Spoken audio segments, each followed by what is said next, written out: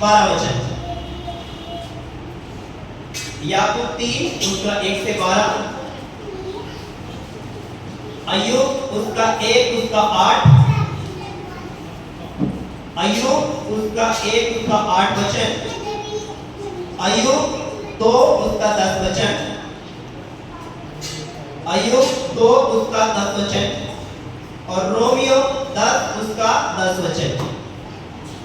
एक बार मैं रिपीट कर रहा हूं। सबसे पहले मैंने बोला याकूब 3 अध्याय 1 से 12 वचन, उसके बाद मैंने बोला है अय्यूब 1 का 8, अय्यूब 2 का 10 और रोमियो 10 का 10। ओके, अब शुरुआत करते हैं। अय्यूब 1 का 8 मैं आप लोगों ने पढ़ रहा हूं और आप लोगों को ध्यान से पढ़ेंगे।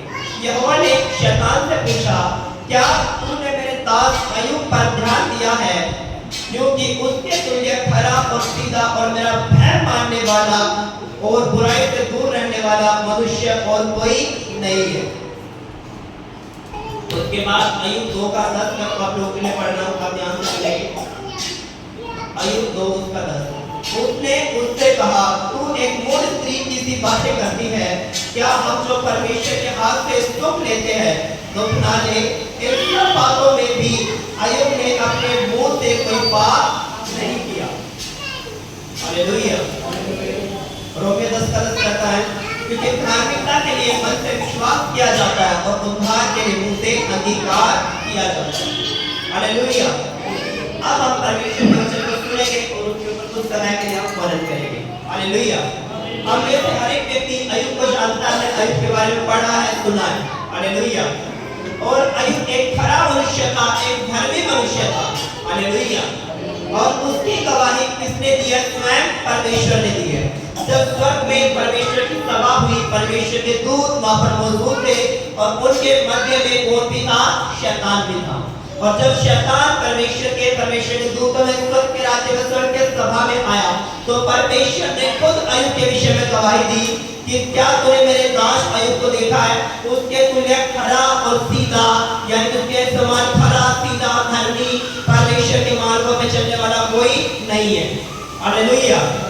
फिर शैतान कहता है कि तूने उसको आशीषित किया, तूने उसके बच्चों को ब्लेस किया, तूने उसके बाप को ब्लेस किया, इसलिए वो धार्मिकता पर है। यदि मैं उसको छूऊंगा, उसके जीवन में कुछ परेशानियां या दुख आएगा, तो उस समय पर वो क्या करेगा? तेरी निंदा करेगा, वो क्या करेगा? पाप करेगा। और उसके बाद शैतान अय्यूब के जीवन में जाता है। हालेलुया। और अय्यूब के जीवन में शैतान क्या करता है? शैतान उसके बच्चों को मार देता है, उसकी बेटियों को मार देता है, उसके पूरे बिजनेस को खत्म कर देता है, उसके जितने भी भेड़ बकरी जो भी थे सब खत्म हो जाता है। हालेलुया। और उसके पूरे शरीर के ऊपर क्या हो जाता है? कोड़ हो जाता है।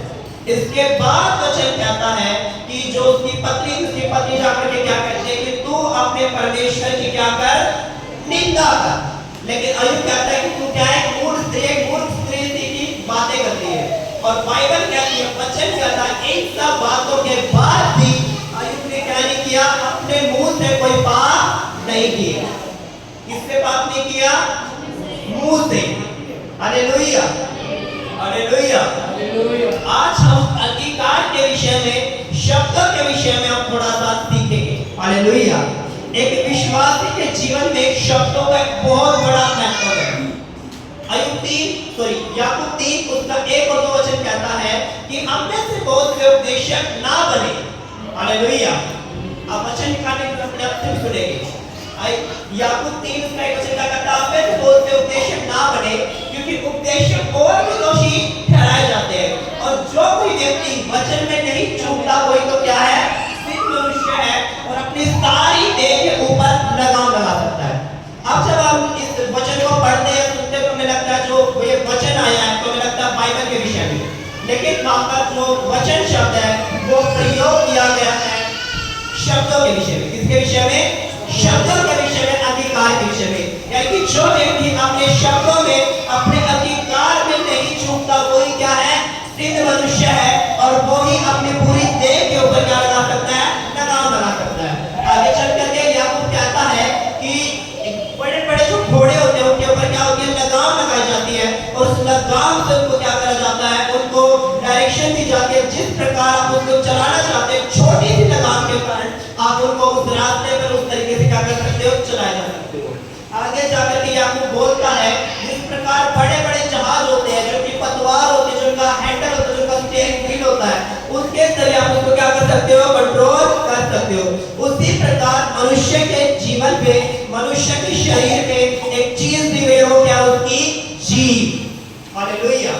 और जो व्यक्ति अपनी जीभ को वश में कर सकता है, वो अपने पूरे जीवन को वश में कर सकता है। और जो व्यक्ति अपनी जीभ को, अपने शब्दों को, अपने अंगीकार को वश में नहीं कर सकता, वो व्यक्ति कभी भी अपने जीवन को वश में नहीं कर सकता। आगे चल करके आपको कहता है, आप इसी जीभ से, इसी जुबान से मनुष्य को श्राप देते हैं जो परमेश्वर के समानता में है, और इसी जीभ से परमेश्वर की स्तुति और महिमा करते हैं। और यदि हम ऐसा करते हैं तो हमारे एक ही सोते से खारा और मीठा दोनों प्रकार का शब्द निकलता है। हालेलुया। आप एक काम करो, एक बाल्टी खारा पानी लो और उसमें 2 गिलास 3 गिलास क्या कर दो? मीठा पानी डाल दो, तो रिजल्ट क्या मिलेगा? क्या मिलेगा? खारा। मात्र आधी आधी कर दो, आधी बाल्टी खारा, आधी बाल्टी मीठा, फिर क्या रिजल्ट होगा? खारा ही होगा। हालेलुया। तो शास्त्र में इस प्रकार से कहता है, जब आप अच्छी बातों को करते हो, आप दुआ करते हो, आप प्रार्थना करते हो, आप गवाही देते हो, किसके समान है? मीठे पानी के समान है। लेकिन जब आप किसी की निंदा करते हो, जब आप किसी की चुगली करते हो, जब आप कोई गाली बकते हो, जब आप कोई गंदा मजाक करते हो, तो उस समय पर वो क्या है? खारा पानी है। हालेलुया। अब हम 24 में से मुश्किल से 2 या 3 घंटे क्या कर सकते हैं? दुआ प्रार्थना में रह सकते हैं। लेकिन बाकी के 20-21 घंटे जो भी हमें अपने जीवन में देने होंगे। हालेलुया।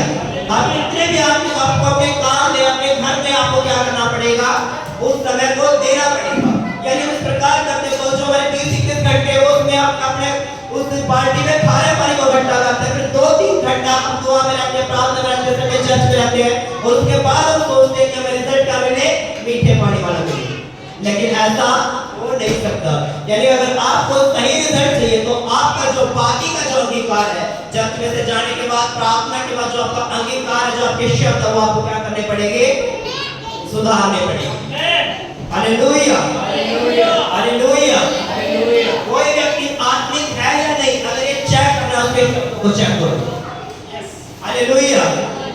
कोई व्यक्ति आत्मिक है या नहीं, या वो कितना आत्मिक है, या कितना परमेश्वर के साथ वफादार है, उसके शब्द बता देंगे। और मैं दुआ प्रार्थना वाले शब्दों की बात नहीं कर रहा, चर्च में बैठ के जो शब्द होते हैं उसकी बात नहीं कर रहा। उसके व्यक्तिगत जीवन में अगर वो काम करता है, वो पढ़ाई करता है, उसका बिजनेस है, उसकी फैमिली में जैसे शब्दों को वो यूज करता है, वो उसकी आत्मा का स्तर है। हालेलुया। बहुत सारे व्यक्ति दिखेंगे आपको, बहुत गहरी गहरी बातें करते हुए दिखेंगे, बहुत आत्मिक बातें करते हुए दिखेंगे, बहुत चमकते हुए आपको मिलेंगे। लेकिन जब आप व्यक्तिगत रूप में उनके जीवन में जाओगे तो आपको उनके जीवन के जो शब्द है वो निराशा से भरे हुए मिलेंगे। हालेलुया।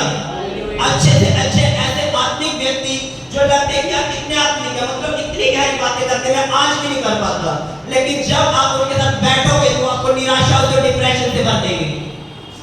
हालेलुया। तो आत्मा का स्तर कैसे पता चलता है? व्यक्तिगत शब्दों के द्वारा। हालेलुया। हालेलुया। आपको अपने शब्दों के ऊपर क्या करना पड़ेगा? कंट्रोल करना पड़ेगा। हंसी मजाक कर सकते हो, कोई बुरी बात नहीं, आप भी बहुत ज्यादा हंसी मजाक करते हैं, एंजॉय करते हैं, लेकिन कोई भी गलत, कोई भी गंदा हंसी मजाक नहीं होना चाहिए। हालेलुया। जोर से चुगली मत करो। हालेलुया। हालेलुया। मैंने आज सबसे पहले किसके बारे में बात करी? बदलाव के बारे में। अगर आप एक आत्मिक व्यक्ति हो तो सबसे पहले आपके शब्द बदलने चाहिए। हालेलुया। मन बदले ना बदले, शब्द बदलने चाहिए। जिस दिन आप अपने शब्द और अंगीकार को बदल दोगे, परमेश्वर आपके मन के विषय में भी काम करना शुरू कर देगा। हालेलुया। जिस दिन आप अपने शब्दों को, अपने अंगीकार को बदल दोगे, उस दिन परमेश्वर आपके मन को बदलना शुरू कर देगा। लेकिन हमें लगता है पहले हमारा मन बदलना चाहिए, उसके बाद हम अपने शब्दों को बदलने के गलत प्रोसेस है। हालेलुया। बाइबल कहती है जब अब्राहम 99 वर्ष का हुआ और परमेश्वर ने कहा मैं तुझे पुत्र दूंगा, तो अब्राहम ने क्या कहा कि परमेश्वर अपनी कृपा इश्माइल के ऊपर बना करके रख। यानी कि उसके मन में एक शक था, उसके मन में था कि अब मुझे नहीं मिलेगा। हालेलुया। जब दूत आते और कहते हैं कि सारा को एक बच्चा उत्पन्न होगा तो सारा हंसती है, यानी कि उनके मन में एक शब्द है, कहता कि अब हमें संतान नहीं मिल सकती, लेकिन कहीं पर भी उन्होंने अपने मुंह से कभी भी स्वीकार को नहीं किया कि हमें संतान नहीं मिलेगी। Hallelujah, hallelujah. विश्वासियों का फेवरेट टॉपिक होता है बात करने के लिए निराशा। बोलो निराशा। विश्वासियों का सबसे जो फेमस, सबसे फेवरेट जो विषय होता है बात करने के लिए क्या होता है? निराशा। और निराशाओं के विषय में बात करते हैं। Hallelujah, hallelujah. प्लीज समझने की कोशिश करना, शायद मुझे लग रहा है आज का वचन कम समझ में आएगा। हालेलुया, लेकिन खुदावंद के लिए सब कुछ समझ में आएगा। हालेलुया। खुद यीशु मसीह ने कहा कि जब तुम्हारे सामने पहाड़ हो तो पहाड़ से कहो ऊपर और समुद्र में जा। परमेश्वर ने क्या कहा? पहाड़ से बात कर। परमेश्वर ने ये नहीं कहा कि पहाड़ के बारे में बात कर। पहाड़ की आपकी समस्या, हम कभी अपनी समस्या से नहीं करते। अगर गरीबी तुम कभी ये प्रार्थना नहीं करते, कभी अंगीकार नहीं करते कि मेरे जीवन से गरीबी चली जाए यीशु मसीह के नाम पे। गरीबी मैं तुझे श्रापित करता हूँ, गरीबी की दुष्ट आत्मा मुझे छोड़ के जाओ, करने की दुष्ट आत्मा मुझे छोड़ के जाओ। लेकिन हम क्या करते हैं कि मेरे ऊपर इतना कर्जा है, मेरे ऊपर इतना कर्जा है, मेरे मैं इतना काम करता, मेरे काम में बरकत नहीं है। इस प्रकार की बातें हम हमेशा करते हैं। अगर एक व्यक्ति बीमार तो अपनी बीमारी के विषय में बार बार मैं बीमार हूँ, मैं चल नहीं सकता, मैं ये नहीं कर सकता, मैं वो नहीं कर सकता, सिर्फ यही बातें, यही अंगीकार बार बार बार बार बार बार। हालेलुया, समझो खुदावंद यीशु मसीह ने क्या कहा? अगर कोई भी समस्या आपके सामने है तो समस्या से बात करो, समस्या के बारे में बात मत करो। हालेलुया। बदलाव के लिए सबसे पहली जो सीढ़ी है वो क्या है? अंगीकार। Hallelujah, hallelujah. सबसे पहले क्या बदलना पड़ेगा? अंगीकार, अपने शब्दों को। हालेलुया। शब्दों में इतनी पावर है, आप हो सकते हैं आप आत्मिक है, आप दुआ प्रार्थना करने वाले, आपका जीवन अच्छा चल रहा है, लेकिन सिर्फ आपके शब्द गलत है, एक दिन वो शब्द आपका सब कुछ खत्म कर देंगे। और ये भी पॉसिबल है कि आपके जीवन में सब कुछ गलत है लेकिन आपके शब्द सही है, तो भी क्या होगा? आप सही डायरेक्शन में चले जाओगे। Hallelujah, hallelujah. एक समय पर जब मेरी लाइफ बहुत ज्यादा गलत थी, बहुत ज्यादा गलत थी। हालेलुया।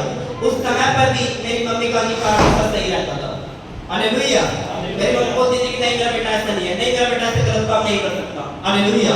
मेरे सर के ऊपर हाथ रख के प्रार्थना करती थी, मेरे लिए घोषणा करती थी, और उनका विश्वास है कि जो आज मैं आप लोगों के बीच में खड़ा हूं। हालेलुया। शब्द की ताकत को समझो। हालेलुया। इस प्रकार से बाइक चलाते हैं, बाइक को जहां भी मोड़ना है आप क्या करते हो? हैंडल को तरफ मोड़ देते हो। हालेलुया। और पूरी की पूरी बाइक क्या हो जाती है? घूम जाती है। आपका पूरा जीवन घुमाने की सामर्थ्य आपकी जीभ में है। परमेश्वर ने इस आकाश और पृथ्वी की सृष्टि किसके द्वारा करी? शब्दों के द्वारा। हालेलुया। एक बहुत बेसिक और एक बहुत छोटी बात है अंगीकार, लेकिन सबसे ज्यादा हम छूटते यही हैं। हालेलुया। ये क्या है? एक बहुत ही ज्यादा साधारण, एक बहुत ज्यादा बेसिक, एक बहुत ज्यादा मामूली बात है, हजारों लाखों बार सुनी हुई बात है, लेकिन आज भी एक विश्वासी जहां सबसे ज्यादा चूकता है वो अपने अंगीकार में ही चूकता है। हालेलुया। आपको और मुझे क्या बदलने की जरूरत है? अंगीकार बदलने की जरूरत है।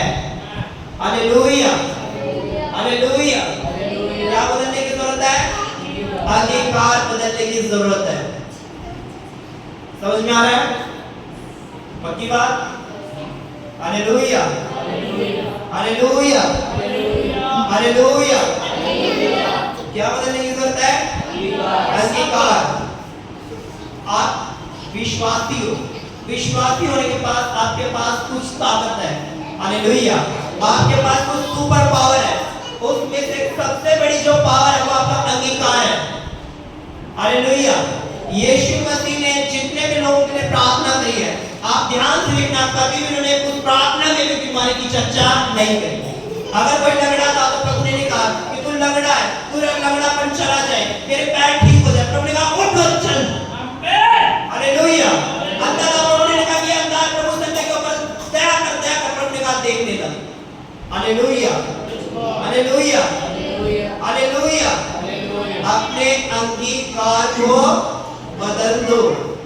Hallelujah, hallelujah. अपने व्यक्तिगत शब्दों को बदल दो और सही शब्द और सही अंगीकार पता कब आएगा? जब आप वचनों को पढ़ोगे। Amen. जितना ज्यादा आप वचनों को पढ़ोगे आपको पता होगा आपको किस प्रकार अंगीकार करना है, क्योंकि जब आप वचन पढ़ोगे तो उस तरह आप सही अंगीकार तो करोगे, लेकिन फिर उस अंगीकार में आप वचन के साथ जब बोल करके अंगीकार करोगे डबल इफेक्टिव होगा। परमेश्वर का वचन कहता है तू बहुत सी जातियों को कर्जा देने वाला होगा। अगर आप कर्जे के अंदर है, आप इस वचन के साथ जब अंगीकार करोगे तो आपका जो रिजल्ट होगा वो डबल इफेक्टिव होगा। अगर आपके बच्चे आत्मिक नहीं, आपके कहे में नहीं है, तो परमेश्वर ने कहा तेरी संतान क्या होगी? धन्य होगी। अगर आपका बिजनेस ब्लेस नहीं तो परमेश्वर क्या कहता है? धन्य तेरी टोकरी, धन्य तेरी कटौती। हालेलुया। तो जरूरी है आप वचन में ज्यादा से ज्यादा क्या करें? समय को बिताएं। और जब आप वचन को पढ़ोगे तो आपको पता होगा कि मेरे जीवन में क्या समस्या है। बीमारी के लिए आप वचन के साथ अंगीकार करोगे। हर एक प्रकार की चीज के लिए आप वचन आपके जीवन में, आपके माइंड में सेट होना चाहिए, हर विषय के लिए। बाइबल कहती है परमेश्वर धर्मी जन की हड्डी हड्डी उसकी मांस मांस की रक्षा करने वाला परमेश्वर है। हालेलुया। अगर आपके शरीर के किसी अंग में दर्द है, कोई समस्या है, तो इस वचन को बोलो कि परमेश्वर तेरा वचन कहता है धर्मी जन कि आप हड्डी हड्डी उसकी मांस मांस की रक्षा करने वाले परमेश्वर है। और पिता मैं तेरे ऊपर विश्वास करता हूं, मैं तेरे ऊपर विश्वास करने वाला धर्मी हूं। और पिता अगर मैं धर्मी हूं तो ये वचन मेरे जीवन में पूरा होना चाहिए। हालेलुया। और सबसे जरूरी जो मेरा विषय और मेरा फेवरेट है, परमेश्वर के कामों के लिए, उसकी बढ़ोतरी के लिए, उसके राज्य की बढ़ती के लिए, उसके भवन की बढ़ती के लिए आप अंगीकार को करो। हालेलुया। आप बार-बार घोषणा करो, बार-बार बोलो, प्रार्थना करो कि परमेश्वर अगले संडे जब मैं चर्च में जाता हूं ऐसा होने दे मैं वहां पर नए-नए चेहरों को देखने पाऊं। परमेश्वर ऐसा कर हमारे हेल्पर को बढ़ाकर, परमेश्वर हमारे बीच में ऐसे मजबूत लोगों को बढ़ाकर जो फाइनेंशियली ब्लेस्ड हो और फाइनेंशियली इस चर्च के बोझ को बढ़ा सके। हालेलुया। Praise God. ऐसे Amen. लोगों को खड़ा कर परमेश्वर जो सुसमाचार को सुनाने पाए, ऐसे इवेंजलिस्ट को हमारे बीच में खड़ा कर, अच्छे बजाने वालों को, अच्छे गाने वालों को परमेश्वर हमारे मध्य में क्या कर तू खड़ा कर, क्योंकि परमेश्वर का वचन कहता है जो कुछ तुम उसकी महिमा के लिए विश्वास से मांगते हो सब कुछ तुम्हें दे दिया जाएगा। हालेलुया। तो परमेश्वर आप सभी को वचन द्वारा ब्लेस करें और ये समय होगा